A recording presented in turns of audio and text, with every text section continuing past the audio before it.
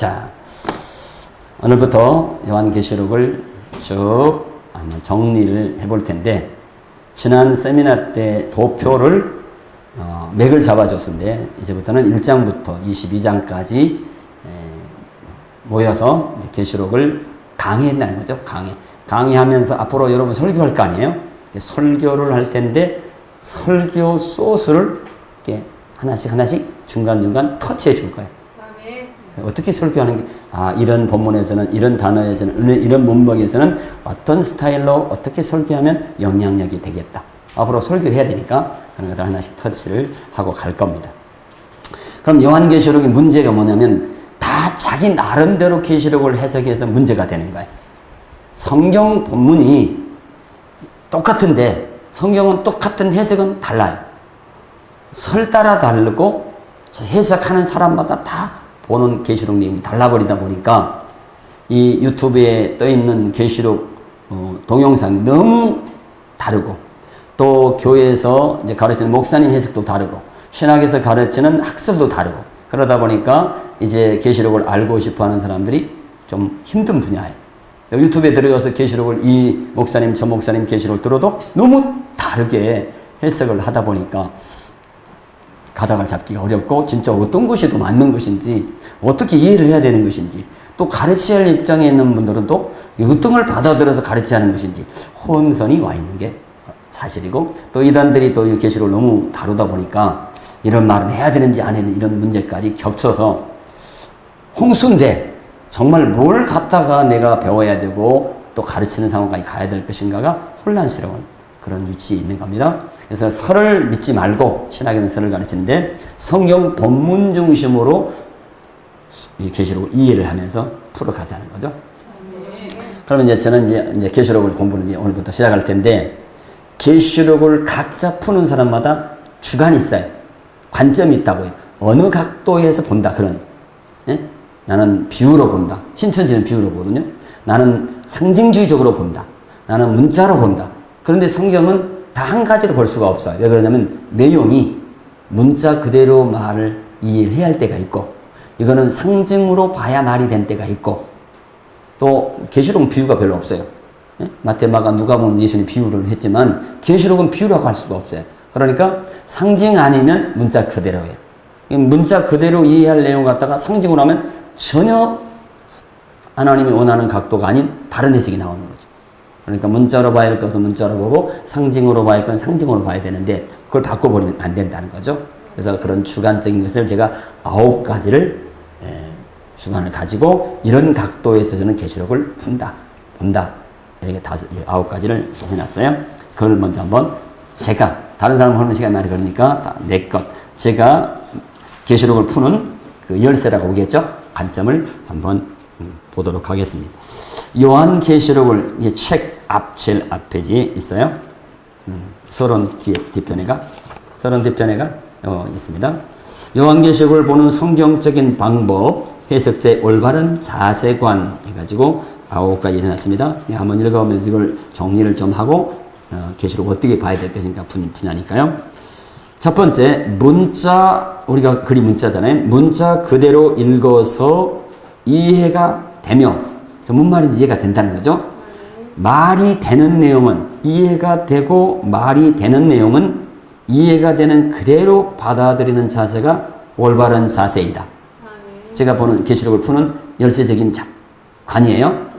근데 일부 사람들은 계시록은 문자로 보면 안 돼야, 다 상징이야, 상징. 전체를 상징으로 해석하면 안 된다는 거죠. 네? 그래서 첫 번째가 문자로 읽어서 말이 된다. 다른 성경도 마찬가지고 말이 되고 이해가 된다. 그러면 이해가 되는 그 내용이 맞는 거예요. 그래서 그대로 받아들여야 된다. 네, 첫 번째입니다.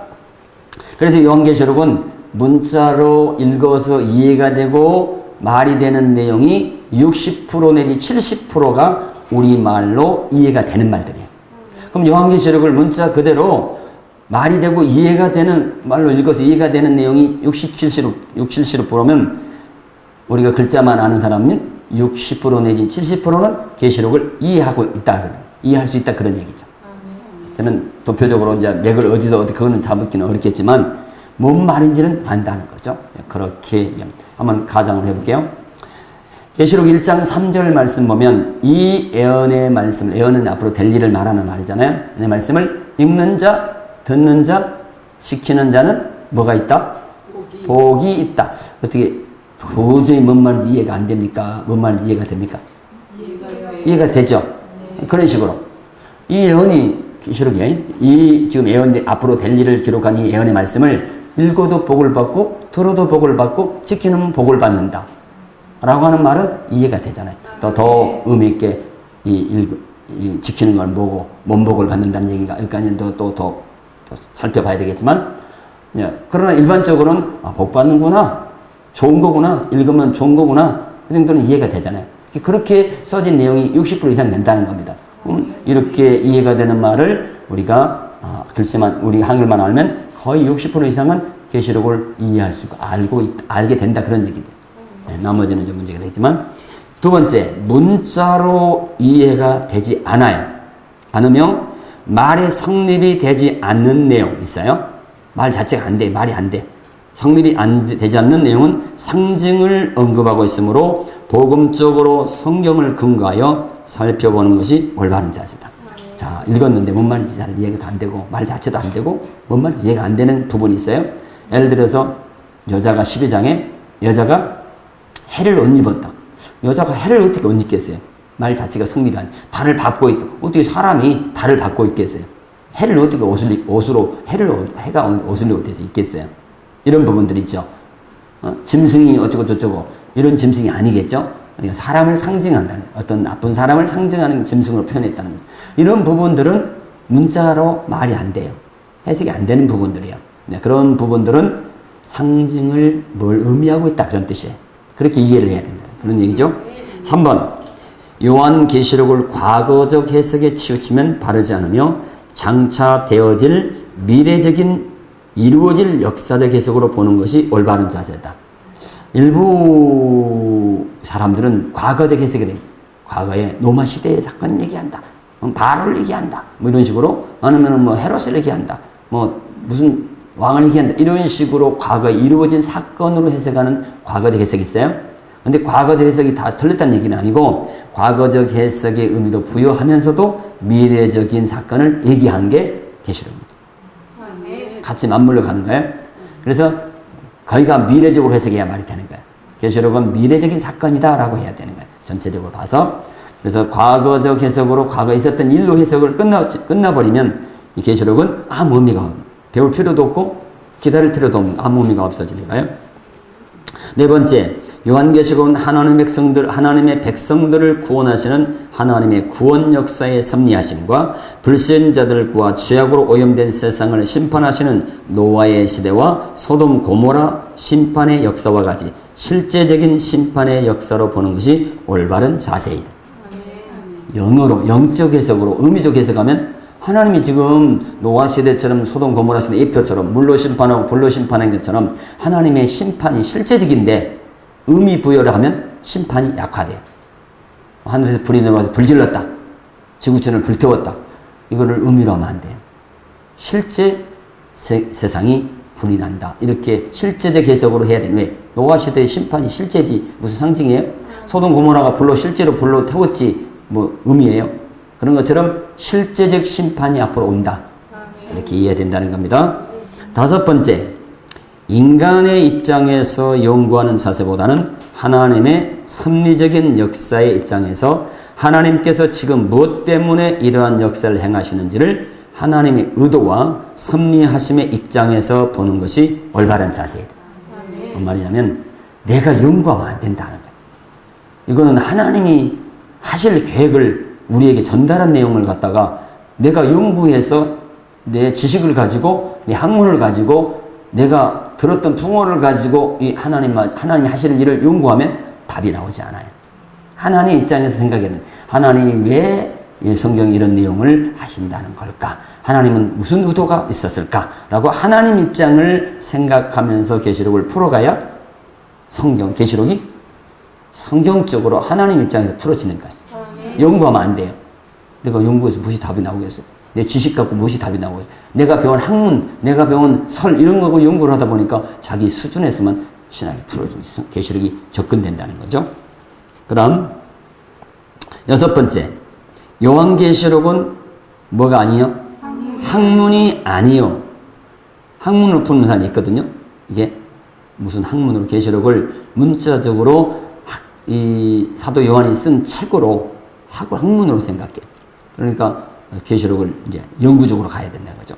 근데 학문이 아니고 예수 그리스도의 계시라는 점을 인정하고 연구자의 자세를 버리고 하나님께서 친히 기록하셨고 어린 양 대신 그리스도께서 이기시고 그 책을 펴셨고 5장으로 보는 겁니다. 요한을 직접 보좌 앞으로 불러 전달해 주신 서신이므로 그분의 모든 것을 알고 계시는 성령 하나님을 의지하고 그분의 가르침을 받는 자세가 올바른 자세이다. 남들하고 좀 색깔이 다르죠. 어떤 분은 저에게 이렇게 얘기를 해요. 목사님은 누구한테 배웠어요? 그러더라고요. 목사님의 교수님은 스승님은 누구세요?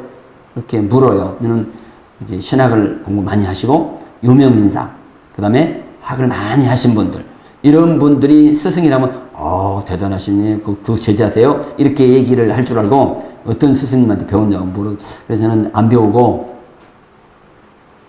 성령님이 터치해 주셨습니다. 그렇게 얘기를 해요.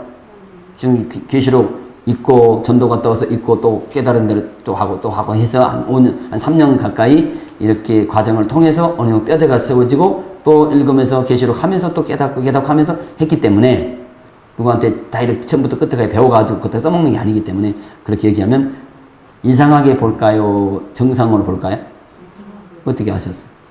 신비주의로 성령 직통계시 받은 사람처럼 이렇게 생각을 하는데 그렇잖아요. 직통계시가 아니고 계시를 나한테 어떤 사람은 왜 하냐고. 아니 깨달아서 한다고. 목사님은 계시도 안 받았고 왜 하냐고. 임원희 씨는 계시를 받았고 한다는데. 계시 받았고 하는 게 계시는 이 요한이 받아와서 지금 적어서 줬는데 이 말씀이 성령님 점호를 통해서 깨달아져서 하는 거예요. 어떻게 또 계시가 또 오겠어요. 말씀이 기록되는 걸 깨닫는 거지. 그래서 그런다고 했더니 조금 이상하게 보더라고요. 성령님이 더 똑똑한 스승님이요, 박사님이 더 똑똑한 분. 성령님이. 그러면 여러분 성령님 안에 계시 안 계셔? 계셔요. 근데 신학을 공부 안 하면 신학이 없는 가운데 깨달은 사람이 요즘 많거든요. 3,000포, 5,000포 가요. 왜 5,000포 가냐? 학이 맥을 딱 잡고 성경에 그놈 맥을 잡은 상태 속에서 깨달아지 나이를 넘어버린다고요. 신학이 없으면 아까 성경신학도 얘기했는데 성경과 신학이 정리가 안 된 입장에서 계시록을 깨닫고 하면 5,000% 간다고요. 막. 자기 깨달아진 대로 막 빡빡 나간다고요. 그러면 문제가 돼서 라인을 그어주는 게 신학이에요. 그 이상 넘어가면 안 된다는 거예요. 근데 신학이 정립이 안 된 사람은 성경의 신학이 정립이 안 된 사람은 오버하는데도 모르고 막 하는 거예요. 궤도를 이탈한다고요. 그러면 5단이 되는 거예요. 성경을 바꿔서 넘어가면 5단이 된다고요. 꿈 꿨는데요. 꿈이 성경 잣대로 맞으면 되고 넘어가면 잘라야 되는데 주님이 어제 꿈꾸 저제 입신했네 주님이 이렇게 얘기하던데요. 성경하고 성경이 잣대니까 성경이 빗나가고 있는데도 자기가 입신한 게 맞대야. 천국 가서 보고 온 게 맞대야. 꿈꾼 게 맞대야. 그러면 되겠어요? 안 되겠어요? 안 돼요. 당신들은 학으로만 끝난 사람, 나는 영계 속에 들어간 사람인데 게임이 되겠어? 그리고 성경 바깥에 막 넘어가는 거예요. 그러면 이제 상당히 문제의 사람이 요신물이 되는 거예요. 신학을 공부하는 거예요. 그리고 잣대가 눈이 어느 정도 정해져야 되고 여기 넘어가면 성경 얘기 아닌 얘기는 넘어간 거라는 거예요. 성경 얘기가 아닌 얘기를. 그러니까 꿈 꿨더라도 성경 바깥으로 넘어가면 문제시 얘기가 되는 거예요. 그래서 문제가 되는 거예요. 자, 그래서 뭔 얘기하는 거예요? 네? 학문이 아니고 연구하지 말고 계시고 하나님께서 성령님을 통해서 읽을 때 딱 깨닫게 해준다. 그게 더 맞겠어요? 맞지도 않는 계시록을 맞지도 않는 학문을 가서 배운 게 낫겠어요? 나는 이렇게 생각해요. 내가 맞지도 안 맞지도 모르잖아 지금. 아직 실력이 안 되니까 저 사람 계시록이 맞는지 안 맞는지도 모르고 계시록도 읽지도 않고 기도도 안 하고 가서 배우다가 써먹으려고 하니까 그 사람이 지금 틀렸는데 틀린 걸 배우고 3년 배웠다 2년 배웠다 그러면 틀린 거를 갖다가 또 틀린 걸 가르쳐야 되잖아요. 문제가 복잡해진다고요. 그럼 바꾸냐 그 틀렸는데 우리 그분이 얼마나 똑똑하신 분이 아세요? 그분한테 공부한 사람이 지금 몇 명인 줄 아세요? 300명 500명 공부하고 있어요. 그렇게 얘기하면 안 된다. 성경하고 만나면 그게 목사님 엄청나게 교회 부흥시키고 성도가 2,000명 5,000명 이런 식으로 얘기하면 안 되고 2,000명이면 뭐고 성도가 목사님이 많이 500명 와서 모여서 뭐 하냐고 그게 문제가 아니고 성경 안에서 하는지 성경을 이탈했는지 말이 된지를 분석해야지 사람만이면 그게 문제가 아니잖아요. 아멘. 교회 부흥시키고 아무 그게 문제가 아니잖아요. 아멘. 성경하게 말이 맞는지 그러니까 배우려고 하지 말고 일단은 뭐 해야 돼요? 아까 소대기 제일 중요한 방법은 내가 계시록을 많이 읽으라는 거예요. 읽으면 본문이 이해가 되고 성령님이 터치해 주셔요. 뭔 말인지 이해가 된다고요. 그런 상황 속에서 이렇게 들어야 저 성경 아닌 얘기하고 있네. 이게 감이 오지 읽지도 안 하고 가서 막 배우다가 써먹으려고 하면 이거는 분별도 못하고 맞는지도 안 맞는지 모르고 문제 속에 막 들어가게 된다는 거예요. 그래서 오늘날 문제가 커지고 있는 거예요. 자기가 하려고 안 하고 배우려고만 합니다. 뭐 하라는 거예요 지금? 배우려고 한 것도 중요한데 기도하면서 성경을 많이 읽으시라고요. 그럼 성령 하나 여러분에게 성령님이 터치해 준다니까요. 아하 하나님이 이러시는구나 하고 온다고요. 성령 하나님이 스승님이니까 제일 좋은 방법이에요. 근데 기도도 안 하고 성령 의지도 안 하고 삐뚤어진 상황 속에서 성령이 했다면 또 안 되는 거고 올바른 성령님. 7번째 우리는 주석이 필요해요. 기본적인 거 알아야 되니까 주석을 너무 의존하는 자세보다는 참고는 하되 이거 보니까 요즘 주석도 많이 나왔잖아요. 뭐 카리스 주석 요즘 현대 언어 중심적으로 옥스포드 주석, 그랜드 주석 이게 많이 보는 주석들이잖아요. 이런 막 다양한 주석들이 있는데 주석을 가만히 보니까 그분들도 다 사람이잖아요. 주석 쓰신 분들이 그분들이 다 무천년설 입각해서 써놨더라고요. 그러니까 나는 이런 설 입장에서 쓴다 하고 쓰는 거예요. 책도 쓰고 주석도 쓰고 그런 거 갖다가 뺏기면 안 돼요. 엄청나게 목사님 많이 보는 옥스푸드예요, 그랜드예요. 그런 게 아니고 그 주석을 쓰는 분도 다 학자들인데 그분이 무슨 입장에서 이 책을 쓰면서 이 내용을 이렇게 썼는지를 분석할 수 있어야 된다. 다 맞다고 보는 게 아니에요. 문자도 해석 아니면 언어 중심으로 했어도요. 학설을 갖고 언어를 풀어버려요. 언어로 했다고 다 맞는 게 아니에요. 주석을 너무 의존한 자세보다 참고는 하되 한글 성경 우리 갖고 있죠. 영어 성경, 언어 성경들을 여러 차례 기도하면서 읽는 자세가 필요하고 여러분들 예시나 공부하는 과정 속에 있으니까 노트북에다가 바이블렉스 같은 그런 언어 풀이 책이 있으면 사고요. 이렇게 해놓으면 단어를 치고 우리 한글 단어를 치고 언어를 치면 언어의 뜻이 뭔지가 쫙 다 나와요. 요즘은 그러니까 뭐 언어 공부를 뭐 유창하게 안 해도 우리가 알고 원하는 이 본문 우리말로만 애매모호한 것들을 여기에 근본 뜻은 뭔지를 거기 치면 단어가 떠요. 그래서 그 단어가 무슨 뜻들이 있다 이렇게 나오니까 참고 같아요. 그래서 제가 계시록 강의 집승관에는 10개 성경을 넣어놨어요. 이유는 요즘 목사님 책만 부피만 늘어진데 뭐들어 이렇게 성경을 많이 넣어놨냐고 그래요. 아니 우리 한글 개역 성경이 뭐라고 써놨고 알기 쉬운 성경은 뭐라고 써놨고 표준 세 번째 성경 뭐라고 써놨고 이렇게 언어는 뭐라고 영어는 뭐라고 해놨는가 이렇게 여러 가지 넣어놓은 이유는 비교하면서 우리 개역 개정 써놓은 내용하고 알기 쉬운 표준 세 번역 성경이 써놓은 내용하고 다른 게 있다고요. 더 자세하게 설명되는 게 써놓은 게 있고 내용 자체가 그러면 많이 참고 우리말만 우리 개역 개정만 받고는 잘 모르겠는데 알기 쉬운 성경 보면 아하 이런 뜻이 담겨있구나 더 이해가 된다고 그래서 10개나 넣어놨어요. 공부하라고. 근데 목사님 것만 내놓지 무슨 성경을 여러 개 해놨냐고. 당신이 공부하라고 보라고 써놨다고. 봐야 돼 안 봐야 돼? 근데 안 봐. 참고하면서 하라고 해요. 그래야 된다고. 그래서 여러 성경을 써놓은 거예요. 그래서 성경을 많이 읽고 그리고 다른 성경도 어떻게 했는가를 보고 언어는 어떻게 했는가를 보고 이렇게 영구적인 자세로 해 나가야 된다. 그런 얘기예요. 8번째, 요한계시록은 영해. 부흥사들은 영해를 하지만 계시록은 영해하면 안 돼요. 영해할 본문이 있고 계시록은 영해하면 안 되는 부분이에요. 그죠? 네. 영해, 비유, 모두 상징, 과거적, 역사, 교훈, 언어 중심 중요해요. 그러네 자기 설을 갖고 언어 중심 풀어버려요. 문제가 되는 건 언어 중심으로 해석하면서도 설에 근원하여 맞추어서 해석을 하면 하나님의 의도와 전혀 다른 답이 나오게 되므로 본문의 내용을 정확하게 파악하여 본문의 내용에 맞는 적용이 나오도록 하는 것이 올바른 자세다. 아까 얘기했죠. 문자적 해석을 너무 한다고. 아니 문자적으로 문자 그대로 말이 써졌고 이해가 되고 그 말이 되는데 그걸 일부러 영해하고 상징을 풀어.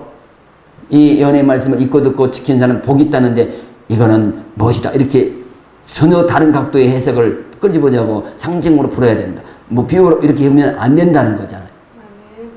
그렇게 하면 안 된다는 거예요. 내용 자체의 의미가 뭘로 해석해야 되는가를 먼저 찾아야 되겠죠. 본문 문자 그대로 이해를 해야 되는지 이거는 상징으로 풀어야 될 것인지 이런 것들을 먼저 본문을 파악하고 난 다음에 이제 그 해석 방법을 찾아야 된다. 예를 들어서 보겠어요. 계시록에 보면 별이라는 단어가 여러 번 나오죠. 별. 1장에서는 별을 뭐라고 해석하냐면 주의 사자로 해석해요. 주의 사자. 7별은 7교의 사자요. 그렇게 나오잖아요. 그러면 7별을 사자로 풀어놨다고요. 그러면 여기서 사자를 천체로 말해야 되겠어요. 천체가 사자는 아니잖아요. 별 자체가 사자라고 표현했다고. 그래서 1장에서 나온 사자는 언어는 천사인데 의역을 하면 담임 목사다 이렇게 푸는 거예요. 사자에게 편지하는 내용이니까. 그러니까 별이 천체가 될 때도 있고 별이 주의 사자를 말할 때도 있고 별이 새벽별 같은 건 예수님을 말하기도 하고 별이 하늘에 있는 떠있는 실제 별도 얘기할 수도 있고 고린도전서에는 15장에는 영광으로 표현하잖아요. 해, 달, 별, 영광. 빛나는 영광스러운 하늘나라의 영광을 표현했다고요. 뭐가? 별 자체가. 그러니까 똑같은 별이라는 우리 한글 단어가 똑같이 다 같이 같은 해석을 해보면 안 된다는 거잖아요.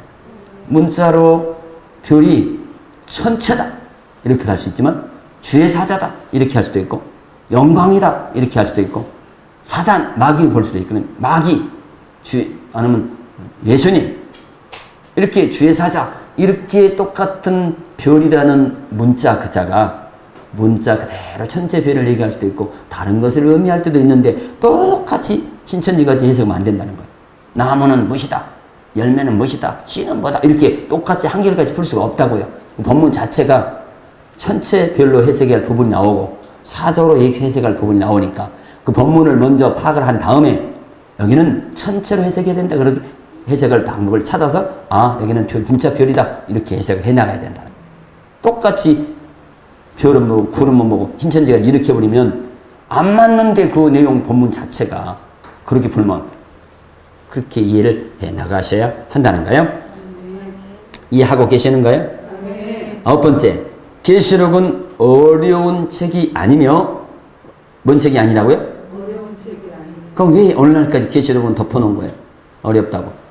칼빈 학자도 못 다루는 계시록을 왜 터치를 하냐고 저한테 문자가 왔었던 목사님. 그래서 목사님이 칼빈을 교주 만드세요. 내가 그랬거든요. 우습게 그랬더니 바로 화를 내시면서 전화가 왔어요. 따라랑 목사님 위해서 하는 건데 그러냐고. 아니 칼빈이 안 했으니까 나하고 하지 말라는 얘기 아니오. 의미가 칼빈도 못하고 교부들도 못 다루는 계시록 이렇게 하고 쨍쨍쨍 문찍 이렇게 찍어 왔어. 그러니까 나보고 하지 말라는 거잖아요.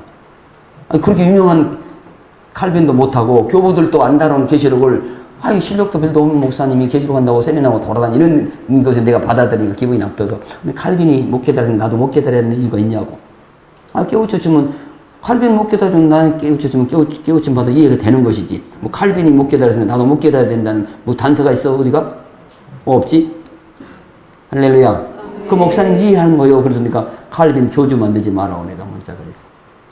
칼빈이고 나는 하지. 칼빈이 모르는 건 나도 몰라야 된다는 이유가 없잖아요. 그죠? 남들이 유명한 분이 몰라도 나는 하나님의 성령을 깨우쳐 줄 수 있는 거예요. 다 주는 게 아니고 내가 깨달은 게 진짜 오리지널인데 텔레비에 TV에 나와서 엄청나게 설교 잘하는 분이 내가 깨닫고 있는 걸 못 깨달을 수도 있다고요. 그렇죠? 그러니까 칼빈이 못했다 그래서 계시록을 안 다루면 다루면 안 된다 이렇게 얘기하면 안 된다는 거. 목사님이 그런다고. 성도들은 더 그러겠죠. 그래서 우리는 계시록은 어려운 책이 아니고 칼빈도 선물되는 책이 아니다. 때가 되어서 하나님이 열어주고 계셔요. 아멘. 그래서 내가 일단 계시록은 어려운 책이 아니며 신부들이 우리 교회가 신부잖아요. 교회인 신부들이 알아야 할 기본 내용으로 신랑 예수님이 신부 교회 우리가 교회잖아요. 신부 교회에게 전달하신 연애 편지라고 보아야 한다. 격화시킨 게 아니에요. 어마어마한 학문이다 이렇게 본 사람이 있는데 나는 학문이라고 안 보고요. 연애 편지로 봅니다. 계시라 그랬죠. 예수 때 계시라 그랬잖아요. 계시고 학문이 아니에요. 이건 뭐 묵시문학인 뭐 이렇게 해가지고 막 학문 풀어가는데 저는 계시다. 계시는 열어서 보여준다는 뜻이잖아요. 하늘의 것을 열어서 알려준 거예요. 그래서 편지니까 무슨 편지냐? 신랑 예수님이 신부되는 교회에게 전달하는 내용이기 때문에 연애 편지다 이렇게 제가 붙인 거야. 잘못된가요? 전혀 잘못된 거 아니에요. 의역을 해서 그렇게 풀이를 한 거지. 예수님이 신랑이고 우리는 교회니까 신랑 대신 예수님이 신부되는 교회에게 앞으로 이렇게 될 거다. 이렇게 잘 믿어라. 너그 교회는 지금 형편이 이런다. 이렇게 편지 쓴 것이니까 연애 편지지 뭐. 연애 편지가 어려워야 돼요? 도저히 못 알아보겠습니다. 그렇게 연애 편지가 오는가요? 알아먹으라고 편지를 보낸 거잖아요. 예수님이 7교회 보내라고 해서 이 내용이 다 들어와 있는데 알아야 돼요? 못 알아야 돼요? 알라고 얘기를 한 거예요. 알지 못하고 덮어놓으라고 한 거예요.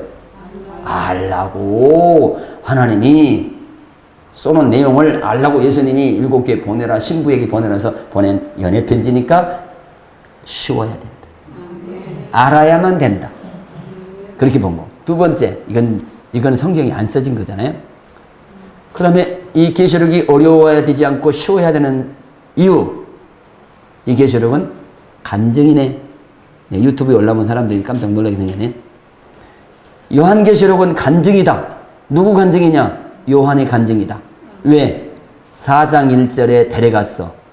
하늘나라로 요한을 영혼을 데려간 거예요. 4장 1절에 요한의 영혼을 올라오라 했다. 앞으로 될 일 보여줄 테니까 올라오라 했단 말이에요. 올라와서 보여주고 들려주고 뭐라 말씀해 주시고 또 장면을 보여주고 그러니까 보여주고 들려주는 내용을 거기서 하나님이 써놓은 책을 못 갖고 가니까 네가 본 것 기록하고 들려준 것 기록해서 적어서 7교회에 보내라라고 말씀하시는 간증이라고요.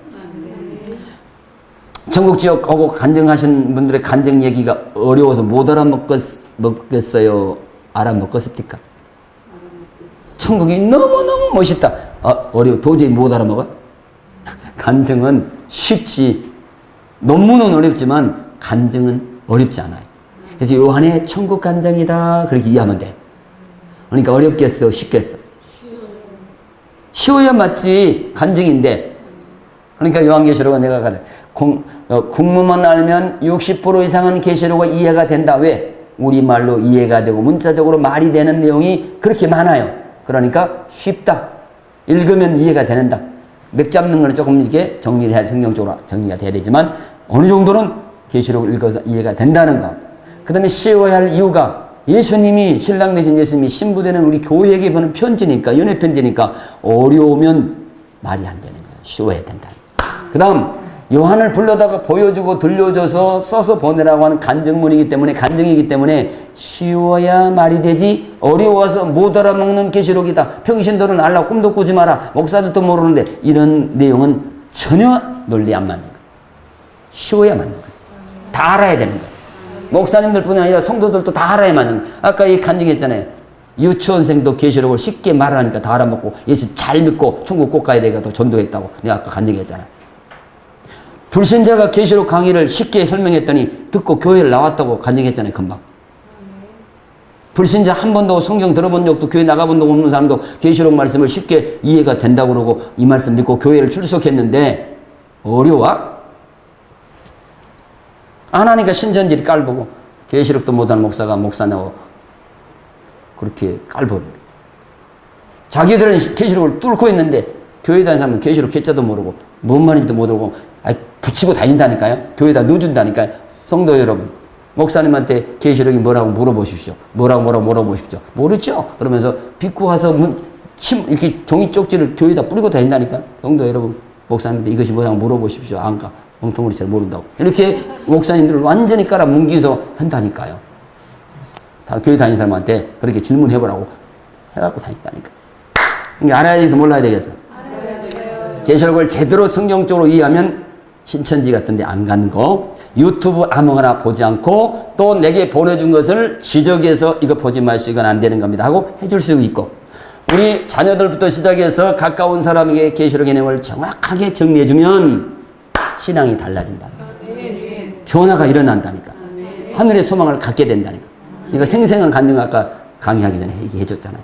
신체 역사가 일어나고 있다고. 성도들의 변화가 있다. 네?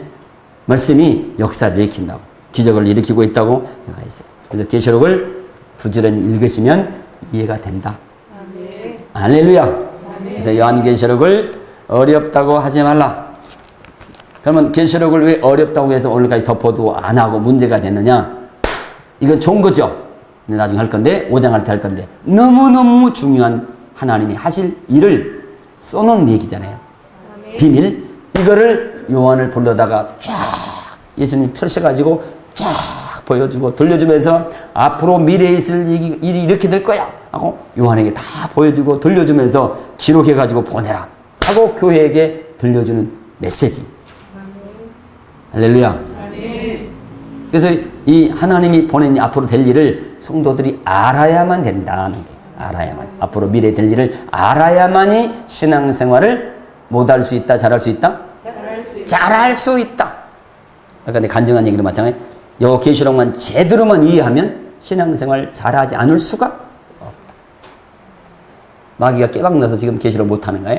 계시록을 들으러 못 가게 막는가요? 계시록 못 읽게 막는 거예요. 다른 거는 읽는데 안 읽다네. 텔레비는 보는데 계시록 안 읽잖아요. 알라고도 안 하잖아요. 들으려고 안 하잖아요. 문제가 생기니까.